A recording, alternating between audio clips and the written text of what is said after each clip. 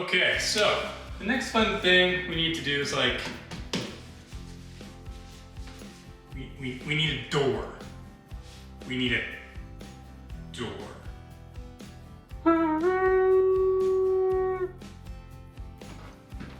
So we got a pretty brand new door, which is better than this creepy sticker door. So yeah, that's what we're doing today. Going to get rid of this horrible, creepy door and put in a nice solid wood, solid core, like all solid. Pine, I think it's pine, door. So when I pulled this door off the hinges originally, I had a dump run that I had to do, and I actually put it in the back of the truck, and I almost threw it away, but before I left, I realized, no, keep this door, because it's gonna be able to give you the perfect alignment for your hinges. So it was kind of like a million IQ moment. I have those sometimes. And I'm gonna show you what I did to get perfect alignment on the hinges onto the new door. So with my doors securely clamped together, I was able to make a simple, straight, square line. Look at this. It's so simple, right? No measuring involved, no guesswork in trying to figure out an offset around the door jamb, just two straight lines. It doesn't get any simpler than that. So with my sidelines marked, I was able to rip open my new hinges because we weren't gonna use the same old nasty, dirty hinges. We're gonna get nice new ones.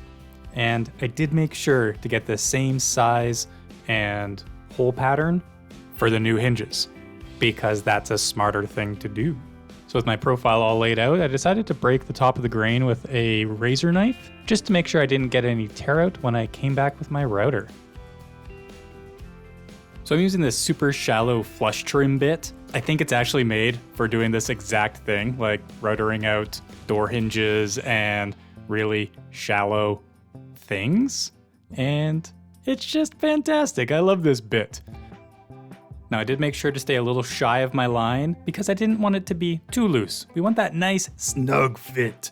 And it meant I could practice some of my chisel work, which is not very good, but we get there.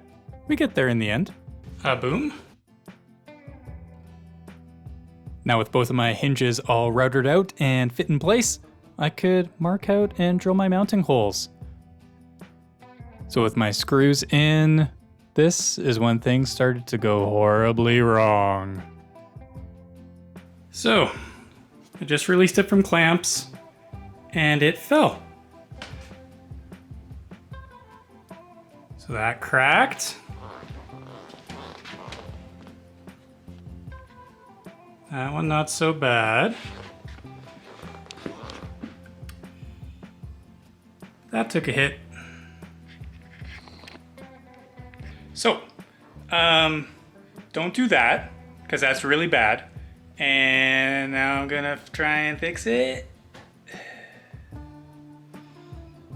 Boo. So yeah, that really sucked. The funniest part about it was the fact that I had just turned off the camera. I'm like, I don't need the camera on right now, and it fell. Like, because that's how it goes. And I really wish I could have shown you the travesty, but I can't, because I didn't film it. That'll be a reoccurring thing later in this video too. You've been warned. So with the glue drying on the door, I could drill a few pilot holes into my new hinge plate in my jamb. So if you remember a few videos ago, many videos ago, I reinforced behind the jamb with some maple. And I did this because the door jamb had some anchor plugs shoved in it to try and give the threads some purchase for the door. And even though there was a 2x4, it was spaced pretty far away from the door jamb, and I just wasn't gonna trust that the screws were gonna be long enough and get enough grab into that stripped out 2x4 to hold up my solid door. Like, I've already dropped this thing once on the floor, and the last thing I want is for it to get ripped out of the door jamb, because the floors in this room are pretty, not like the floors in my shop. So So with my hinges all screwed in, I did have a little bit of a spacing issue where the door wasn't sitting completely straight up and down. Now this was easily solved. I just had to take off a little more meat underneath one of the hinges to straighten up this door in the door jamb. And then I could deal with the fact that the door actually doesn't close inside the door jamb.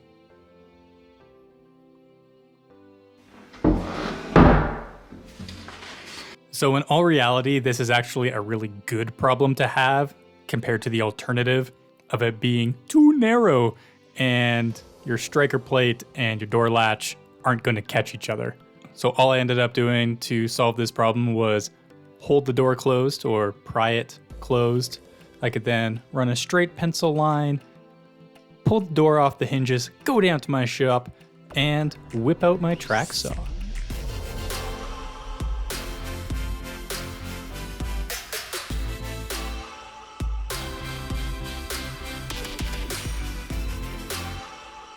So after a quick sand, it was time for a test fit, and this is how it went.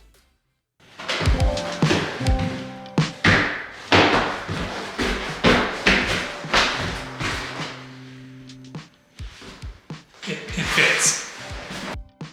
So there it is. It's a door in a hole. It's pretty good. We're almost there, but we definitely need a latch, and a doorknob, or else it's not gonna be any good. So with the door back down in my shop, I was able to reuse again this old, horrible, nasty door so that I knew where to drill my holes. See, look at this. Never get rid of the old stuff until you're done with it, because it might make a great template. Maybe that's the lesson of this video. So with my knob and all my hardware all laid out, I could then figure out the next steps of drilling out a door latch? Because I've never done this before. But years and years ago, I bought this door latch kit, and now I get to use it. So that's kind of a cool thing.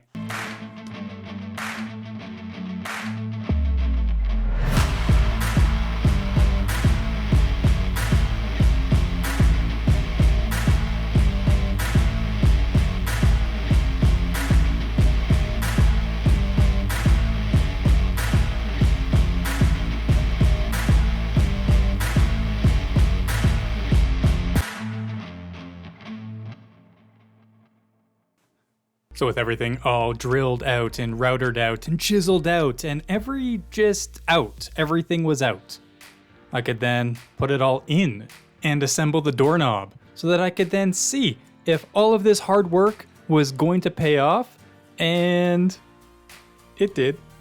It did. It worked. I'm absolutely shocked that it actually worked the first time with this. The alignment was perfect, and that usually doesn't happen, so I definitely did a little happy dance. But the happy dance didn't last very long because I still had to pull this door off the hinges yet again, haul it back downstairs, and get it prepped for finish. So I gave the whole door a quick sand with my Surf Prep Herbert, my Surf Prep Herbert with the squishy pad so that I could sand into all of these little contours around the door. I also took this opportunity to fill a couple little holes and just make sure this door was all nice and sandy smooth. So for my next trick, if you take nothing else away from watching this video, this trick should be it. I took a couple of old chairs and I took a couple of screws. And I threw the screws into the top and the bottom of the door, which meant I could balance it on the chairs and make it spin in a circle, which might not seem like a big thing, but now I can finish all sides of this door at once. So here it is, look, it's a door. Oh God, it does the opening and the closing things. So do you remember a few minutes ago when I said I might have missed filming some things? Apparently, I absolutely missed the final installation of this door. And I did another cool little trick that I am gonna show you right now. So I was having some issues with this door not staying all the way open, and then sometimes when you'd walk by, the breeze of air would come in. Oh, I need to vacuum. Oh, don't look at that. Oh no. Anyways, the air would just kind of open it and it would just slowly open like this. And I wanted to fix that. So what I did is on the bottom of the door, I put a little rare earth magnet right there so that it could close and attach itself to the little thing. But that didn't quite work. So what I did is I popped off the end of that and I got a buckyball. And a buckyball, is a little magnetic ball bearing. So we take the buckyball and we stick it to the magnet. Uh-oh. Oh, it went in too far. Oh no.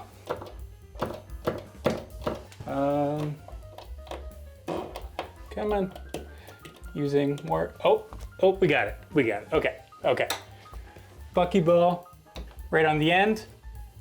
Then we put our cap on, and is all you need just to hold this door open. So there we go. We got a door, we got a magnetic blowing thing, and this is it. This is the end. This is the perfect way, I think, to close out this whole studio renovation series. So if you've been hanging around and watching this whole process from ripping up the floors and building these built-in cabinets to needing to rip apart this couch to make it fit in the space, and then to all of the fun that I had over here building this desk and the keyboard tray and the PC stand, even finding whatever monsters live inside this grate. Oh, holy fuck, what the hell is in there? Now I still have a couple of tiny little things that I need to take care of, like hemming these curtains and refinishing this roll top desk, but that's something I'll get to at a later time. Because what I really want to do now is get to editing and showing you guys some of the other amazing, cool, fun builds that I've done this year and getting those out there in the YouTube world for you all to watch. So thank you for sticking with me on this massive room renovation. I think it was about a year from the time that I started pulling up the floors and cleaning out this room to sitting here today, which is really a lot longer than it should be, but that kind of shows how long it takes to do renovations, film, edit, and get this content out for you guys. So thanks for sticking with me, and there's more to come. So hope you all have a wonderful day, and see you next time.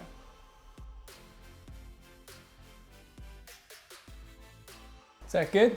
Did I get it? We good? Do I need to do a close-up? That's really bright. We did it, guys. We did it.